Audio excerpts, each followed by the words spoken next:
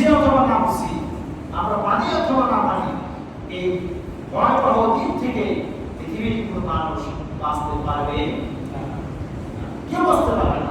আল্লাহ পাক বারবার সতর্ক করছেন, এই দিন তোমার সামনে আসবে, তাহলে আগে তুমি সতর্ক হও, নিজেকে হেফাজত করো, আমল সংশোধন করো, নিজের আইন কানুনের মধ্যে হারাম পরিত্যাগ করো, সামাজিক চলাফেরার ক্ষেত্রে ইনসাফের সাথে চলাফেরা করো, কারো উপর জুলুম করো না, কারো জমির আইন খেলো না, ওজন কম দিও না, খাদ্যের ভেজাল দিও না, কারো টাকা আত্মসাৎ করো না, কোরআনের বিরুদ্ধে আইন পাস করো না, কোরআনের বিরুদ্ধে কোনো বক্তব্য দিও না, কোরআনের বিরুদ্ধে চলাফেরা করো না। আমার সামনে তোমাকে দাঁড়াতে হবে, কাপড়ের মতো বিভ্রান্তের মতো তোমাকে ছোটাছুটি করতে হবে, ঠিক না? আল্লাহ পাক বলেন, ইয়াউমা ইয়াফিরুল মার'উ মিন আখিহি ওয়া উম্মিহি ওয়া আবিহি। আল্লাহ পাক বলেন, মানুষ সেদিন পালায়ন করবে, নিজের ভাইয়ের কাছ থেকে মানুষ পালায়ন করবে, রক্তের ভাই থেকে মানুষ পালায়ন করবে, ওয়া উম্মিহি ওয়া আবিহি, নিজের মা নিজের বাবা সেখান থেকে মানুষ পালাবে।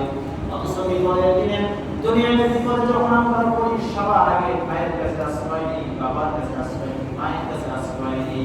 আর আমরা তাই করি, বিপদে পড়লে সন্তানকে আশ্রয় দেই, ভাইকে আশ্রয় দেই, ভাইয়ের জন্য আমরা লড়াই করতে যাই, অঙ্কুশ করাই, ঝগড়া বিবাদ করে ঝামেলার মধ্যে জড়ায় যাই। আল্লাহ পাক বলেন, আসরের ময়দানে দুনিয়াতে তোমাদের যেমন আত্মীয়তার বন্ধন রয়েছে, কিয়ামতের ময়দানে আমি রব্বুল আলামিন তোমাদের আত্মীয়তার বন্ধন ছিন্ন করে দেব।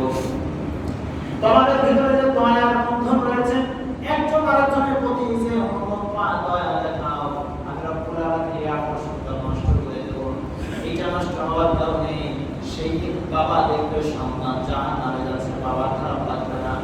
মা দেখবে সন্তান বড় বিপদে আছে, মায়ের ভিতরে কোনো দয়া মায়ার মমতা তৈরি হবে না। ভাই ভাই হয়ে দেখবে বিপদে পড়েছে, কিন্তু কেউ কাউকে পরিচয় দিবে না। সবাই চিনবে এটাই আমার ভাই, এটাই আমার মা, এটাই আমার বাবা, কিন্তু কেউ পরিচয় দিতে চাইবে না। আল্লাহ পাক বলেন, ওয়াসাহিবাতিহি ওয়া বানিহি। সবশেষে যাদের জন্য হারমানা পরিশ্রম করেছেন দুনিয়াতে, স্ত্রী আর সন্তানের সুখে থাকার জন্য নিজের জীবনকে কামা করে ফেলেছেন, এই সন্তান এই স্ত্রীরাও তারা আপনার কাছে পালায়ন করবেন। لكل امرئ منهم يومئذ شأن يغنيه। আল্লাহ পাক বলেন, প্রত্যেকটা মানুষ শুধু নিজেকে নিয়ে ব্যস্ত থাকবে, শুধু ইয়া নাফসি করতে থাকবে, সব মানুষ শুধু নিজেকে বাঁচাতে ব্যস্ত থাকবে।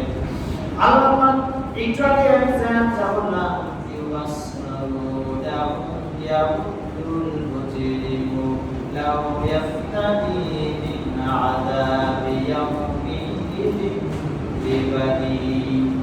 সেই দিন অপরাধীরা সন্তানকে মুক্তিপণ হিসেবে দেবে, জাহান্নামের সন্তানকে পুড়াইয়া নিজে মুক্তি লাভ করতে চাইবে।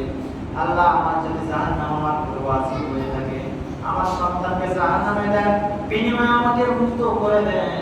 আল্লাহ পাক বলেন, আল্লাহ কখনোই না, এটা সম্ভব নয়। এরপরে লোকটা বলবে, ওয়াসাহিবাতিহি ওয়া আখিহি, আমার স্ত্রীকে জাহান্নামের মধ্যে দেন আমার গুনার জন্য, আমার ভাইকে জাহান্নামের মধ্যে ফেলেন আমার গুনার জন্য, বাবা মাকে জাহান্নাম থেকে মুক্ত করে দেন। এরপরে বলবে, ওয়াসাহিবাতিহি লাতি তুবিহি, আল্লাহ আমার গোষ্ঠীর মধ্যে যারা ছিল, আমার বংশের যত মানুষ আছে, সব মানুষকে জাহান্নামে দেন। গোষ্ঠীর মধ্যে কারা আছে দেখেন, নিজের বাপ আছে, ভাই আছে, মা আছে, বোন আছে, চাচা চাচি, দাদা দাদি, নানা নানি, তাই না? আল্লাহ আপনি সবগুলো জাহান্নামের মধ্যে দেন, বিনিময়ে আপনি আমাকে মুক্ত করে দেন জাহান্নাম থেকে। একাকী নিরালায় বসে একবার চিন্তা করবেন, মানুষ তত স্বার্থ পালন করতে পারে, তত নিষ্ঠুর হতে পারে, নিজের সন্তানকে জাহান্নামে দিবে, স্ত্রীকে জাহান্নামে দিবে, বাপ মাকে জাহান্নামের মধ্যে দিয়ে নিজে মুক্তি পেতে চাইবে। কতটা ভয়াবহ মর্মান্তিক দৃশ্য, কতটা মর্মান্তিক ঘটনা সেই দিন ঘটবে, যার কারণে মানুষ এমন কঠিন সিদ্ধান্ত নিতে পারে, এমন কঠিন কথা বলতে পারে। অথচ এই দুনিয়ার বুকে কোন সন্তানের যদি ফাঁসির রায় হয়, বাপ আর মা দাঁড়িয়ে যায়, আমাকে ফাঁসি দাও, আমার সন্তানকে মুক্ত করে দাও, তাই বলে না?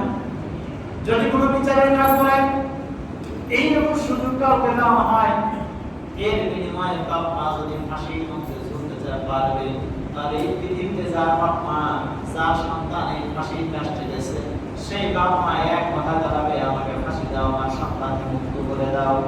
পৃথিবীতে এই রকম নজির স্থাপন করার মতো অসংখ্য বাবা মা পাওয়া যাবে, কিন্তু হাসরের ময়দানে একজন মানুষ পাওয়া যাবে না যে আমার সন্তানকে জাহান্নাম থেকে মুক্ত করে আমাকে জাহান্নামে দাও।